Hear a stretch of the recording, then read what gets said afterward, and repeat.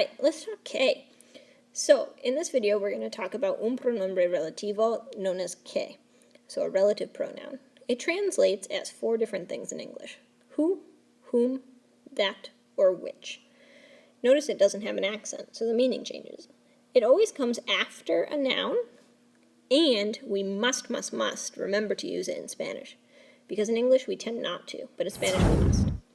Clause. What is a clause? Well, it's a part of speech.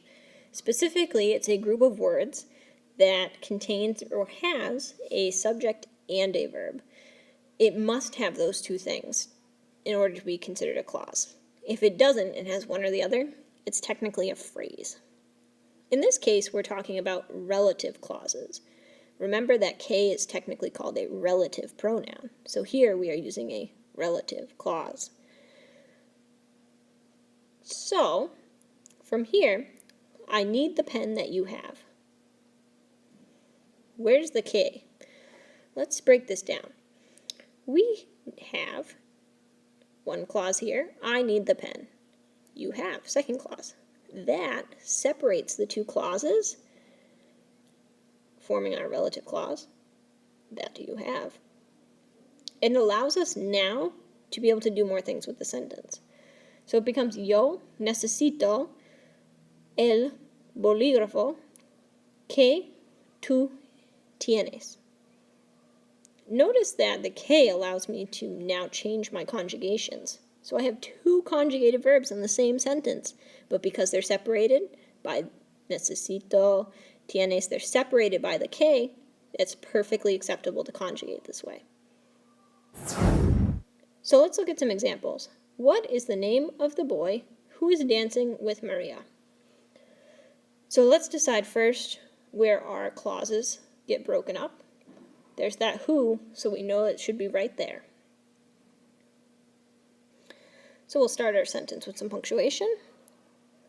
So we know how to ask a name. ¿Cómo se llama el chico que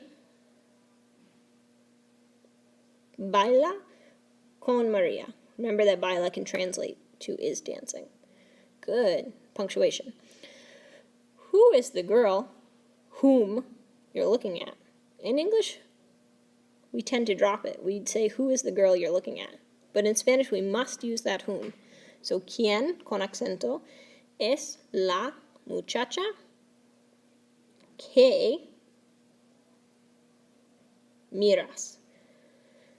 Remember, if I don't have that que, I can't conjugate 2 separate verbs. It's very necessary. So, number 3. Let's take a look. Oh, there's that who. So the boys who are listening are coming with me. So, underline who just so I don't forget. Los chicos, or los muchachos, we could use that, que escuchan vienen conmigo. So the boys that listen are coming with me. Again, now I got 2 verbs I can conjugate. So this is really good. That or which. So me gusta la cinta que escuchas. Or tú escuchas if you want to include the pronoun. So I like the tape that you are listening to. Now remember, in English, we tend to drop that or which, but we need it to get those clauses. But to recap, what do we need to remember about que? Well, relative clauses, or clause. It separates 2 parts of the sentence, or the relative pronoun, the que. It's relative, since que is technically called a relative pronoun. That's just the name for it. Que can mean 4 different things: who, whom, that, or which. So we definitely need that for translating. We must always, always, always use this in Spanish. It's not optional. We need to make clauses, therefore we need que. Otherwise, no clauses. It comes after a noun. That's the last most important thing we gotta keep in mind.